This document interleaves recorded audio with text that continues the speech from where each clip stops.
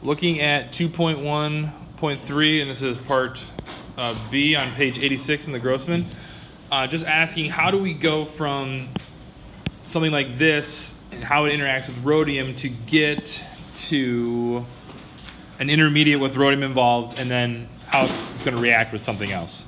So the first thing I would do is draw a resonance structure of this starting species.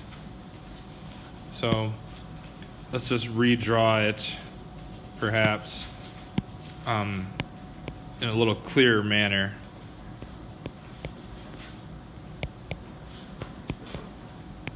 I'm just going to make these R groups at this point. This indicates this. So first thing you got to be able to look at this, and be able to draw resonance forms. In this case, so once you can translate this to this, then you're going to take these electrons, move them down, and draw resonance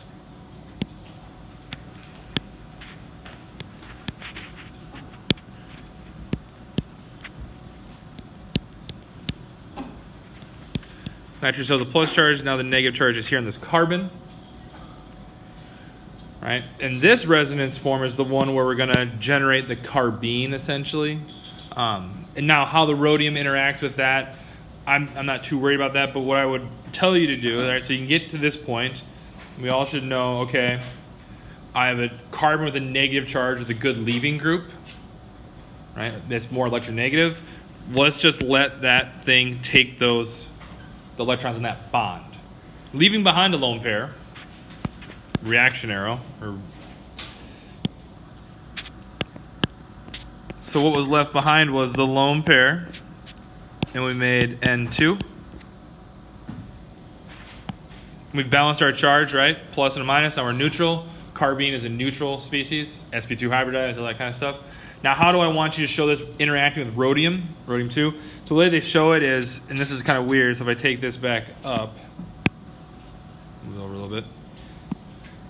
Right, remember the way they show rhodium interacting with a carbene is like this. Even though a carbene is an L-type ligand, that's a 2-electron donor, the way we draw it is like this. So this is not really a double bond by any means. But this second bond helps explain the pi back bonding that's going on between the rhodium's d orbitals and the carbene, which of course has, right, an empty p orbital. So this second bond here is kind of showing how when the rhodium has d orbital electrons that are doing pi back bonding, what it's called. But in reality, this is like a nucleophilic. It reacts like a carbene. It just looks like this, but it's going to act like a carbene. The plus minus thing, the reactivity doesn't change. It's just interacting with a metal, and it looks weird the way they kind of draw it. Essentially, I would argue it's not clear, but that's how they'll draw it. But it's still reacting like a carbene, negative part and a plus part. So it's just that it's a carbene. If you see this, you need to recognize that this means it's a carbene. So the second part of this problem, the actual reaction. So hopefully we've been through the carbene generation, how to get to this kind of species. But then this carbene is simply just going to react with this other species, and it's going to react in such a way that it adds across the pi bond, or it's going to interact with the pi bond. So I'm just going to redraw this carbene just for simplicity's sake, so it's easier to draw arrows with it.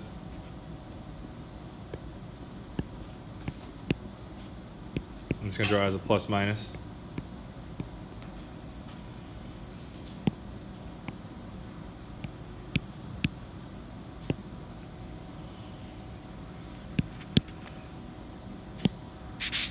Just going to get you to your product.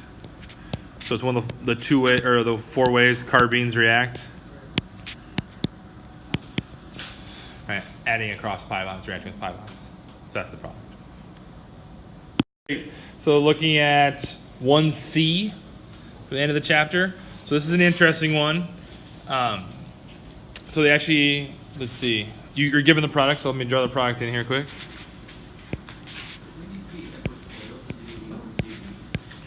One sec.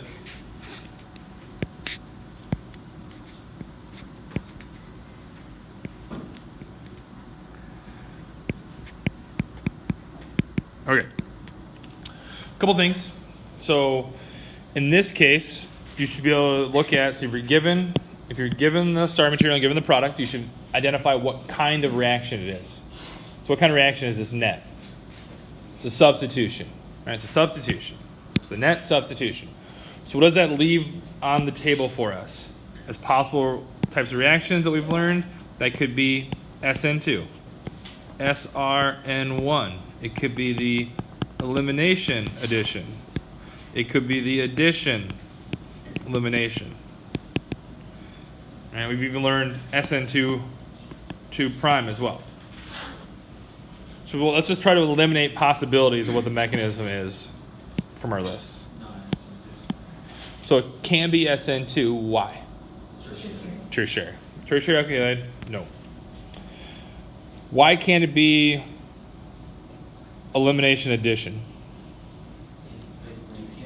You can't get the iodine antiperiplanar. This isn't a chair conformation, but the iodine's equatorial. With this extra, essentially, piece on here, this adamantyl kind of structure, you can't do a ring flip. You're locked into this conformation. If I could do a ring flip, then elimination addition could be possible. We could explore more why or why not that would work. But in this case, we cannot. So iodine can get antiperiplanar, so it means it can't get axial. That means it can't have a hydrogen that's axial to it. Then we might say, well, what if I did on E2? What if I did an E1CB? Well, E1CBs are common for when? Bad leaving groups. Iodine's a good leaving group. Also, a lot of times the conjugate base, the negatively charged species you form, needs to be stabilized. Putting a negative charge here is not going to be stabilized by anything.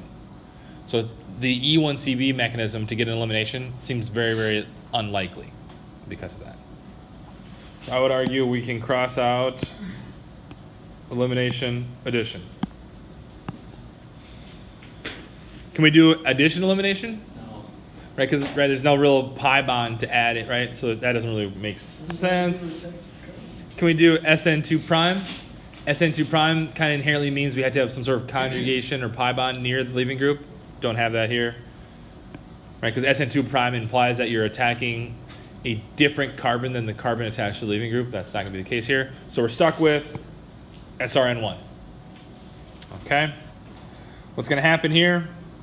Our iron chloride can essentially deliver one electron into that species. The iron gets oxidized, right? The electron's coming from the iron in this case. It can. It most likely does. It doesn't have to, right? I've shown you ways where the electron can come from the enolate species as well. That's okay. But when the iron's there, let's use the iron. Is there for a reason. It's iron 2. Everybody sees that it's iron 2. It's going to go to iron 3 now. So for ease of drawing, I'm just going to draw it as iodide bonded to 3 different things. Extra electron. And there's a negative charge here. So now there's iron Cl2, but iron now, the net thing has a plus charge to balance our charges. That's an initiation step. That's delivering the electron. So we call that initiation. So that's starting this process of developing one radical. All right, so now we have our 3 electron, 2 center species, which I've of course simplified here. Couple ways you can go from here. Most common one would be the iodine's electronegative. Let's take those away. That's going to generate the tertiary radical and I minus, which could hook up with the iron chloride, and that balances that charge out. Now at this point, we could do a couple different things. We could do a termination step, or we actually need to do a propagation step here. So now let's get the enolate involved.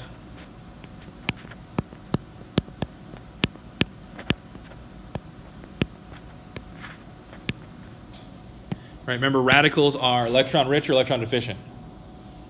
Yes. They're really electron deficient, way to think about it. They don't have a full octet. They don't have a full octet. So in that case, that'd be the electrophile. Then we have our nucleophile, our enolate attack, recreating that 2 center 3 electron bond, or kind of site. I'm going to shrink stuff up now.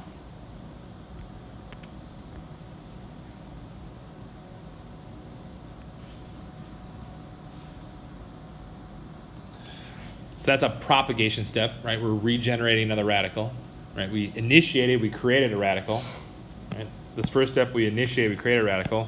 This step is going to be a propagation, right? Because we're regenerating a radical. Remember those kind of old terms we learned in organic.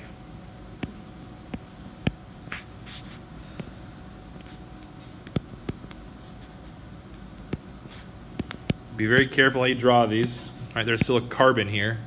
Right, so be careful with how we draw these. Don't lose carbons. You can number them. But what do I know?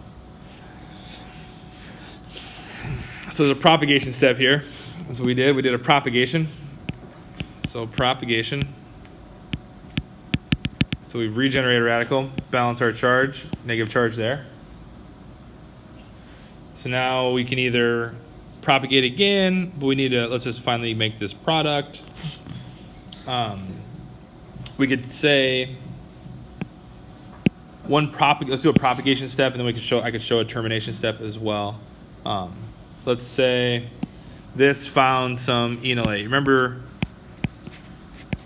in radical reactions, things are kind of, right, there's a lot of things going on, a lot of types of reactions going on. Let's say this will take this electron out and hold on a second. Yep, sorry, take it back. I want this to interact with one of these, and then we'll think about how we're going to use another equivalent of enolate. So this could be a source of radicals of electrons. So this, one of these electrons could shoot into here, regenerate that first initial species, another propagation. If this electron goes in here, that's a propagation step as well. But also in that propagation step, you also form the product. You see that? So I've made another one of these, but I've also made the product as well. By losing this, taking this electron out of that 2-site 3-electron thing, those 2 electrons that are left are right here now. It can just be a bond, and this is what the product is. There's other ways you could form a termination step if you got to, let's see, somehow having one of these plus having something like this. You could also do like a termination step where you don't regenerate a radical, and that gets you to the product as well. Not necessarily asking for all these steps, right? If I ask for the mechanism or something like this, I'm not saying show me all the propagation steps, show me all the termination steps, but you should know how to get to the product from these kind of materials. And you should know what initiation is. You should know what propagation is. You should know what termination is. All right, 1D in the back of chapter 2.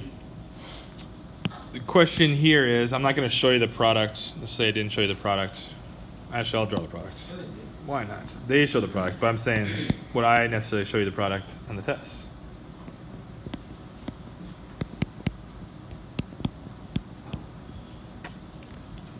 Here we go. What's the net reaction? What kind of reaction is this? Substitution. All right, let's go back to what are our possibilities? So we have SN2, SRN1, Elim addition, Elim, and SN2 prime. Which one can we eliminate? SN2. We can eliminate SN2. Very good. Do we know it's not SRN1?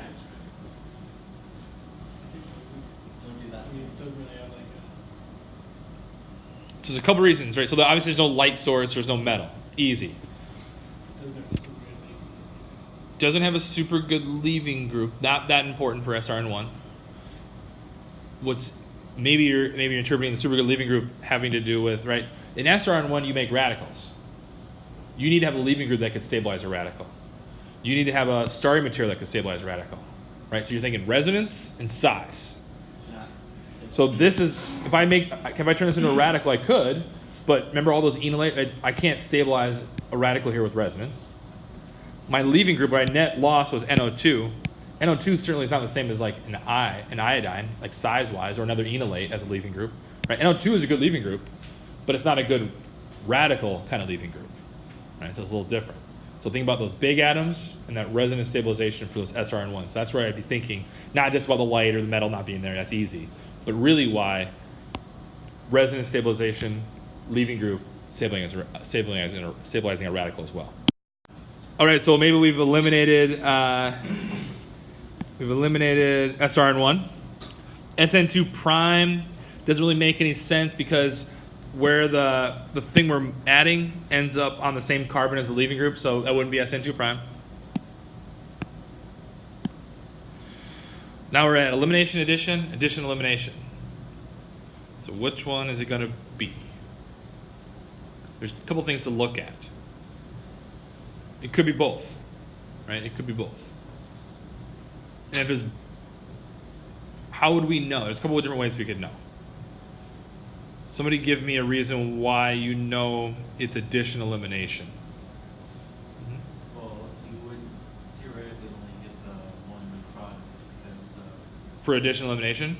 Yeah. Yep. So right, addition elimination, you should only get one product. But I'm talking about just looking at this structure, the star material. If I hadn't given you the product, why is the first material more likely for addition elimination instead of elimination addition?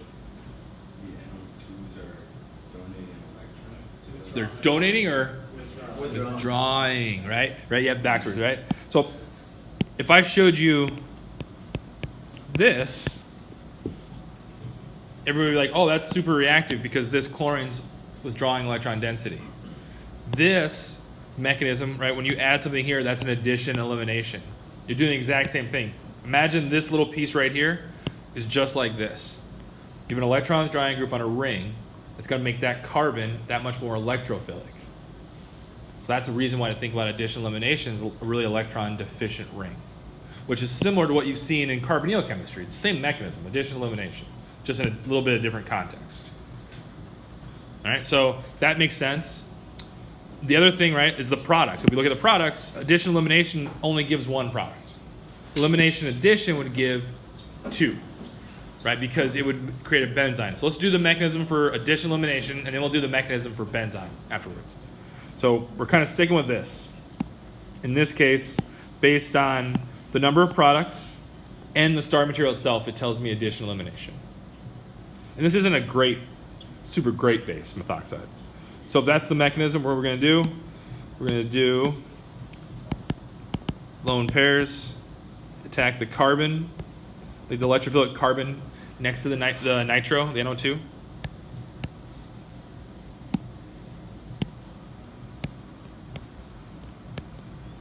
Generate a tetrahedral intermediate, right? The negative charge here to balance our charge. Electrons come down. Elimination, right? Here's the addition step. Here comes the elimination step.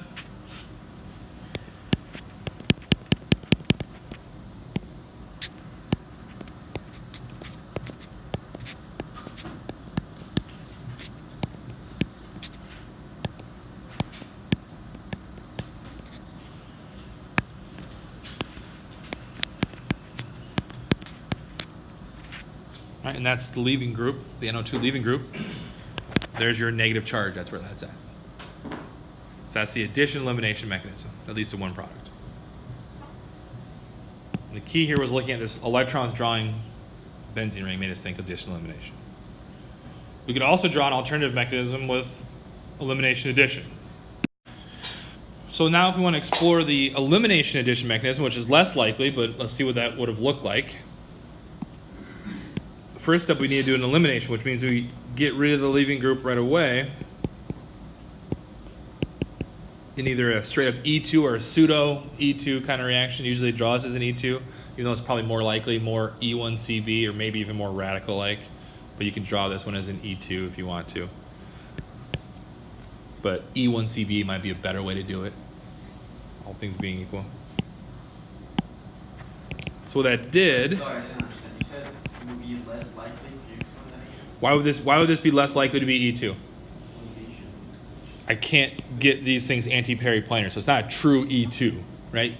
E1CB and E2 reactions, right? There's not like, it's a continuum, right? I can't tell you for sure, right? Any mechanism is just, right? There's no mechanism that can be proven. So what I'm saying here is that you all know this is a syn relationship. These carbons are sp2 hybridized. This hydrogen, this NO2 are syn planar, not anti-planar. They're syn planar. You know in an E2 reaction, things have to be anti-periplanar. The way I have it drawn here looks like an E2 reaction. It's probably not very likely. E1CB probably be a better way to draw it. But what I'm saying is there is no like hard cutoff where all of a sudden this is where the E1CB line is and this is when the E2 line is. Right? So it's kind of asking you to think about it a little bit. I can't tell you, oh, nitros is always this, but this is always this. Like think about what's going on. Oh, okay.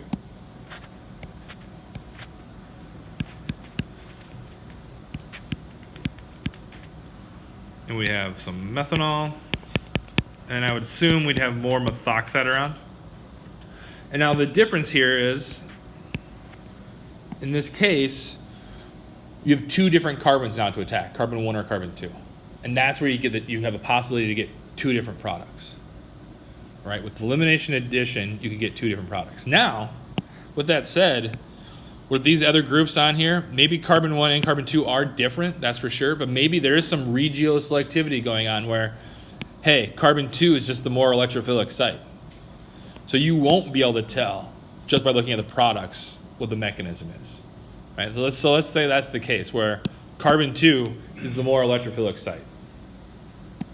And so we're only going to, even though it's elimination addition, we're still going to get only one product. So looking at the product and saying, well, elimination addition always gives two products. Not going to be enough. Let's say they both get the same exact products. You're still trying to probe the mechanism. So let's finish this, and then we'll talk about, well, okay, what can we do to figure this out? So this was an elimination. Here's your addition.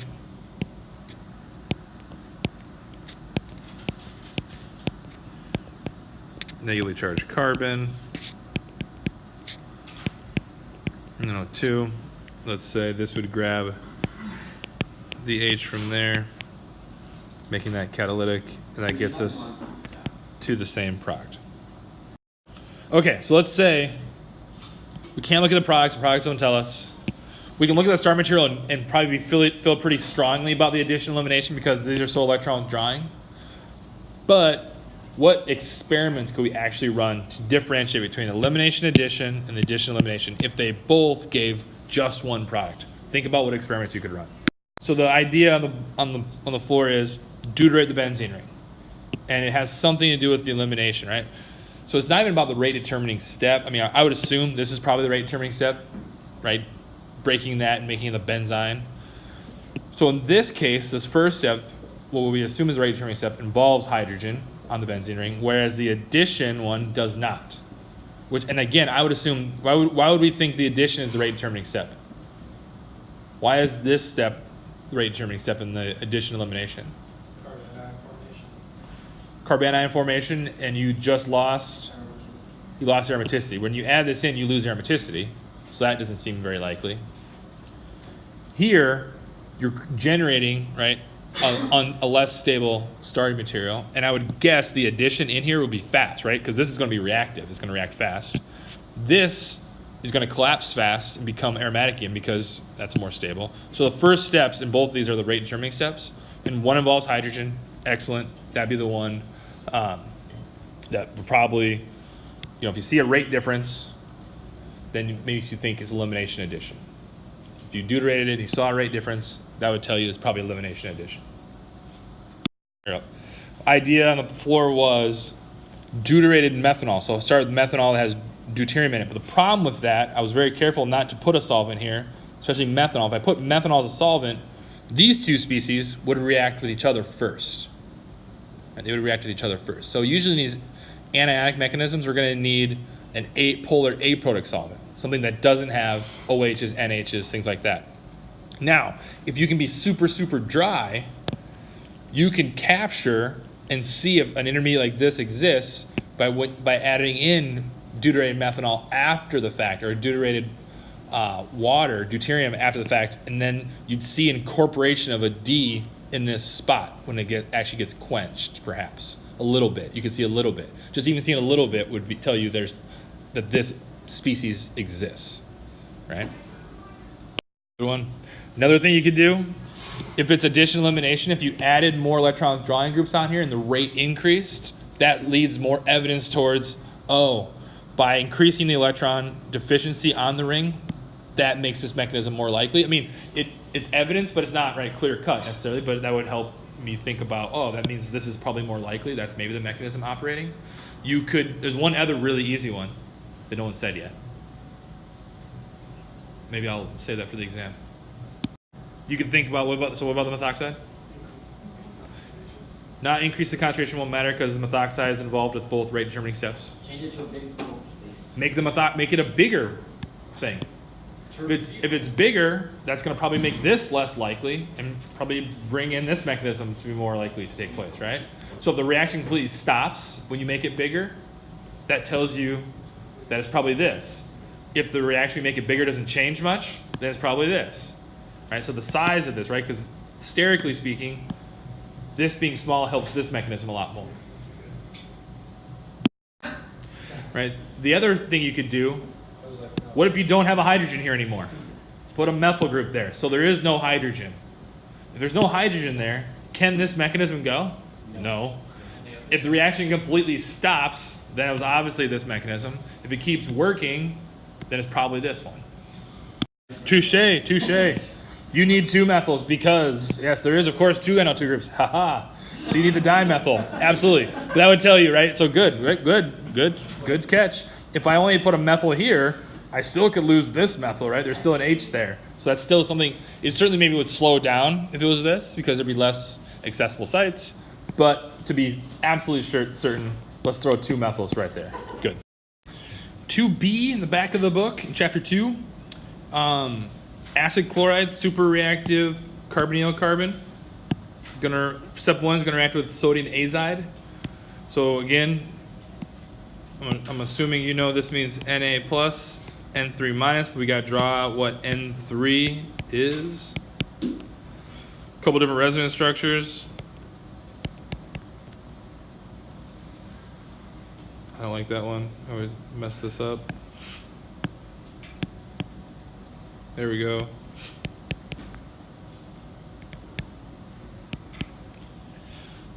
Resonance form of N3. Resonance form of N3. So it's an overall negative charge. Lone pair attacks the carbon of the carbonyl in an addition step.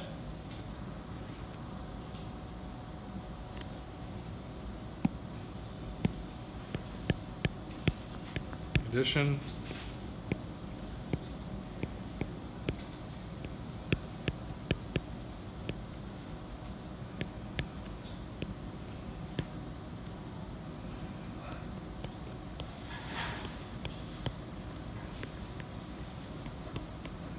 That first addition step.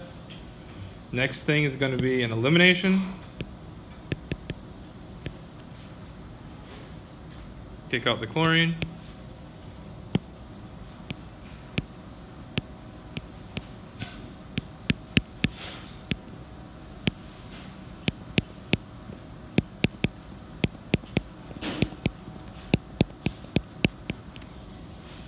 That's the first step. That's where we end up with.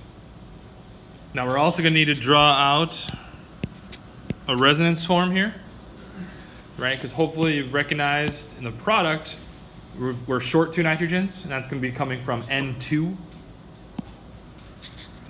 So draw a resonance form of this.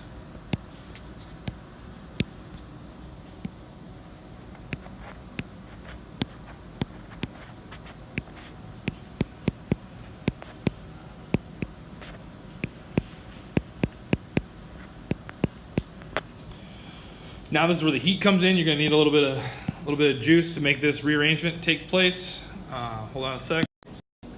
That's right. So the little triangle means heat, so it's going to take a little bit of energy to do this. So the first step we're going to do We're going to do a 1-2 shift, carbon to nitrogen shift. We're going to lose N2. So what does that get us? The carbon of the carbonyl now has a plus charge. The nitrogen still has a negative charge. Now has this phenyl hanging off it. And we lost N2 gas. While this looks really, really bad, it can be really fixed very quickly with just a simple resonance structure.